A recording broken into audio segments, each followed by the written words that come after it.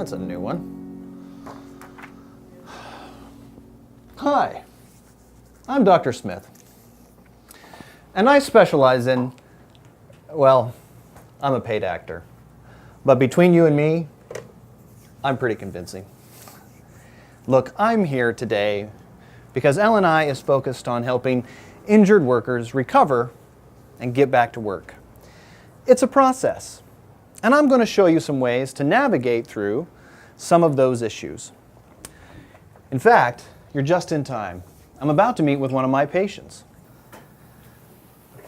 This is Jim, and he's here because of a back injury. Well, I have your results here, and you've got a small herniated disc. The good news is you won't need surgery. How are you feeling? My back still really hurts. It's hard to even walk around the house. I just can't see going back to work yet. The outcome of Jim's recovery and return to work is going to be influenced by his own expectations. Let's see what he has to say. So, it sounds like you're concerned about working with pain. Do you want to return to work? Yeah, I'd like to get back to work. I'm pretty bored at home. I just can't see getting back to work with all this pain and stiffness. Okay, so that's a good thing. Jim wants to go back to work, and he expects to do so soon. But let's see what other concerns he might have. What else are you worried about, Jim? I'd really like to get back to work, if we can get my back to be hurting less. I'm just afraid if I go back to work, it's going to re-aggravate the injury and I'm going to have to end up having surgery. As you know, empathy builds trust, and that leads to better return to work outcomes. I can show this by being supportive of Jim's desire to return to work.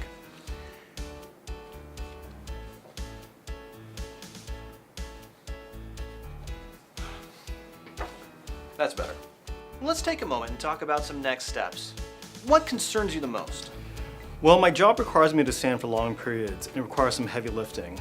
I'm just afraid I'm not going to be able to go back to do that kind of work in the warehouse. On a scale of 1 to 10, 10 being a successful return to work, where would you rate yourself? I'd say I'm about a 5. Okay, well, what would be helpful to move you from a 5 to a 6? I just want to get this pain under control. You know, I had some physical therapy a few years ago, which really seemed to help. That's a good suggestion. I'll refer you to a physical therapist and we'll get their input, and I think that's a good place to start. Sometimes physical therapy can create a little discomfort at first, but I think you'll find that as you continue, you're going to feel better, you'll have more strength and more stamina. Let's get you back here in 2 weeks and see how you're doing. I have no doubt that we're going to get you back to work soon. Okay, sounds good to me. I'll give it a shot. Great. Looking back on my conversation with Jim, it's clear that there are various steps towards helping workers return to work. The first being that the worker's decision to return to work is an important first step in pointing them in the right direction. I did this by listening to Jim and uncovering both his desire to return to work and his concerns. We can amplify that desire to return to work by delivering empathetic statements back to the worker. I asked some questions to understand his expectations about returning to work and concerns that could lead to fear or avoidance. Lastly, I involved Jim in the process of developing a plan.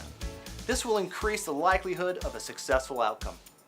Well, I hope this has been as helpful for you as it has been fun for me. See you next time.